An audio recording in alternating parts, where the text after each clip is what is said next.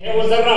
فَمَن يَعْمَلْ مِثْقَالَ ذَرَّةٍ خَيْرًا يَرَهُ، جس نے خیر ذرے کے برابر بھی کیا ہوگا وہ اس دن اس کو دیکھے گا، اپنی آنکھوں سے تلتا ہوا دیکھے گا، نپتا ہوا دیکھے گا، اس کا وزن ہوتا ہوا دیکھے گا۔ وَمَن يَعْمَلْ مِثْقَالَ ذَرَّةٍ شَرًّا يَرَهُ، اور جس نے شر کیا ہوگا، برائی کی ہوگی، گناہ کیا ہوگا، ظلم کیا ہوگا، ستم کیا ہوگا، جس شخص نے بھی کوئی شر کیا ہوگا وہ اس کو بھی دیکھے گا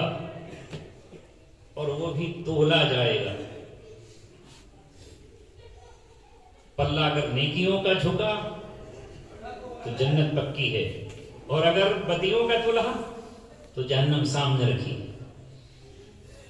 یہ دیکھ کے ہمیں عمل کرنا ہے۔ تعاونوا علی البر والتقوی ولا تعاونوا علی الاثم والعدوان، بر نیکی اور تقوی پر ایک دوسرے کی مدد کرو، اور گناہ پر اور ظلم پر مددگار مت بنو، صاف منع کر دو۔ میں ظلم کے ساتھ نہیں ہوں، میں نہیں ہوں اس کا ساتھی۔ بھائی سے صاف کہہ دو میں اس نبی کا ماننے والا ہوں جس نے صاف طور پر یہ کہا کہ جس نے بھی اپنے خاندان یا قبیلے کی بنیاد پر غلط طریقے سے اپنے قبیلے کی مدد کی جبکہ اس کا قبیلہ حق پر نہ ہو تو وہ جاہلیت کی طرف اس نے دعوت دی۔ میں سچ کا ساتھ دوں گا، میں انصاف کا ساتھ دوں گا، میں سچائی کے راستے پر کھڑا رہوں گا۔ الصدق ینجی والکذب یہلک، سچائی نجات دیتی ہے اور جھوٹ ہلاک کر دیتا ہے۔ پکڑ لو سچائی کا راستہ، نجات مل جائے گی۔ جھوٹ کا راستہ اختیار کر لیجئے، ہلاکت اور تباہی ہے۔ بس یہی آپ سے عرض کر کے رخصت ہونا چاہوں گا، اور آپ سے بس پھر مزید دعا کی درخواست کروں گا کہ آپ آج بھی دعاؤں میں یاد رکھیں، چونکہ اس 7 سالہ دور میں زندگی پلٹ کر پھر وہیں آ گئی جہاں ہم کبھی فراغت کے بعد اپنے گھر آئے تھے اور ڈھونڈتے تھے کہ کوئی مسجد ہی مل جائے، کہیں پڑھانے کے لیے کوئی ادارہ ہی مل جائے، کیونکہ ماں باپ اس امید میں تھے کہ بیٹا کما کر لائے گا، اس کی شادی کر دیں گے، تو جاتے تھے درخواست دیتے تھے بھائی ہمیں پڑھانے کے لیے رکھ لیجئے۔ انکار ہوتا، پھر کہیں جگہ ملتی، کہیں امامت کے لیے انٹرویو دینے کے لیے جاتے۔ آج پھر نئے سرے سے دوسری زندگی، یہ دوسرا جہاں، میرے لیے دوسری دنیا ہے کہ اب مجھے پھر اب از سر نو محنت کرنی ہے۔ لیکن یقین کامل بھی ہے، جس طرح سورج کے نکلنے کا یقین ہے کہ چند گھنٹوں بعد سورج نکلے گا، اسی طرح مجھے یہ بھی یقین ہے کہ جس ذات نے پچھلے ان 7 سالوں میں ایک دن بھی میرے بچوں کو اور مجھے بھوکا نہیں رکھا، وہ آج بھی آئندہ بھوکا نہیں رکھے۔ جس نے یہاں کفالت کی، جو میں اپنے رب سے کہا کرتا تھا کہ اے مولا جب بھی میں گاڑی میں سفر کرتا،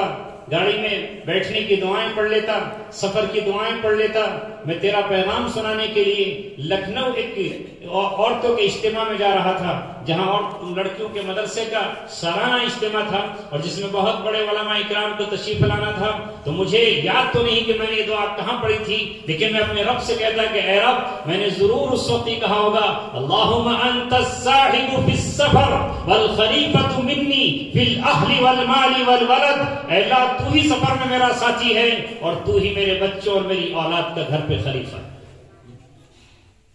تو ہی ان کا جانشین ہے، تو ہی ان کا دیکھنے والا اور کفالت کرنے والا ہے۔ تو اس رب نے جس کے نام لے کے ہم نے دعا کی تھی، 7 سالوں میں کبھی ایسا نہیں ہونے دیا کہ وہ ہمیں یہ کہنا پڑا ہو کہ ہائے اب کیا ہوگا، فاقہ کشی کا عالم ہے یا فلاں وقت ہی کیا ہوگا۔ اللہ تبارک و تعالیٰ نے کہاں سے کیسے، ہاں وہی ذات جو مچھلیوں کو سمندر میں کھلاتی ہے، جو بلوں میں چونٹیوں کو کھلاتی ہے، جو فضاؤں میں پرندوں کو کھلاتی ہے، جو جنگلوں میں درندوں کو کھلاتی ہے، جو ذات کمزوروں اور بیواؤں کو بھی کھلاتی ہے، مسکینوں اور یتیموں کو بھی کھلاتی ہے، اس اللہ تبارک و تعالیٰ نے وہاں ہمیں بھی روزی عطا فرمائی اور یہاں بھی اللہ تبارک و تعالیٰ نے اولاد کو روزی عطا فرمائی، تعلیم کا سلسلہ بھی جاری رہا۔ یہ الگ بات ہے کہ آزمائش اور امتحانات تو ہوتے ہی رہتے ہیں۔ وَإِذِ ابْتَلَىٰ إِبْرَاهِيمَ رَبُّهُ بِكَلِمَاتٍ فَأَتَمَّهُنَّ، جب اس نے اپنے خلیل کا امتحان لیا تو ہم جیسے تو امتحان کی حیثیت کے مطابق ہونا ہی ہے۔ اور ہم خوش ہیں مولانا مدنی جوہر کے شعر پر، دلا خوش ہو اگر ہے تو نشانہ جور بیجا کا، یہ کیا کم ہے کہ تجھ کو مستحق امتحان پایا۔ بس اللہ اس امتحان میں ہمیں کامیابی نصیب فرمائے۔ تو بس آپ حضرات سے گزارش ہے کہ آپ آج بھی دعاؤں میں یاد رکھیں، اللہ جائز حلال بابرکت روزگار نصیب فرمائے، اللہ تبارک و تعالی دینی خدمات قبول فرمائے۔ اور دل میں حسرت یہ ہوتی ہے کہ میرے ساتھی مجھ سے چھوٹے بڑے بڑے ادارے چلا رہے ہیں جہاں بچے قرآن پڑھتے ہیں۔ میں نے ایک ادارہ ہاپوڑ کے پاس پٹنہ مراد پور ایک گاؤں ہے وہاں پر بنایا تھا، مگر وہ بند چلنے کے بجائے اس وقت عمارت کھڑی ہے اور طلبہ کرونا میں اپنے گھر چلے گئے۔ اثر نو اسے پھر سٹارٹ کرنا ہے، اسے پھر چلانا ہے۔ یوں تو سارے ادارے میرے اپنے ادارے ہیں، لیکن میں یہ چاہتا ہوں کہ وہاں کوئی ایسا شخص مل جائے تو اس کی ذمہ داری نبھائے، اور وہاں جب معصوم بچوں کو پڑھتے ہوئے، قرآن پڑھتے ہوئے، حفظ کرتے ہوئے، نعتیں پڑھتے ہوئے دیکھوں تو دل میں یہ ہو کہ کم از کم اللہ تعالیٰ نے مجھ سے بھی ایک چھوٹی سی خدمت لے لی۔ اس کے لیے بھی آپ دعا کریں کہ اللہ تبارک و تعالیٰ اپنی برکت سے، اپنی رحمت سے اچھے اساتذہ وہاں مہیا فرمائے، اس کے اسباب اور وسائل پیدا فرمائے۔ انہی الفاظ کے ساتھ اور ان امیدوں کے ساتھ کہ اجالے اپنی یادوں کے ہمارے ساتھ رہنے دو، نہ جانے کس گلی میں زندگی کی شام ہو جائے۔ وآخر دعوانا ان الحمدللہ رب العالمین۔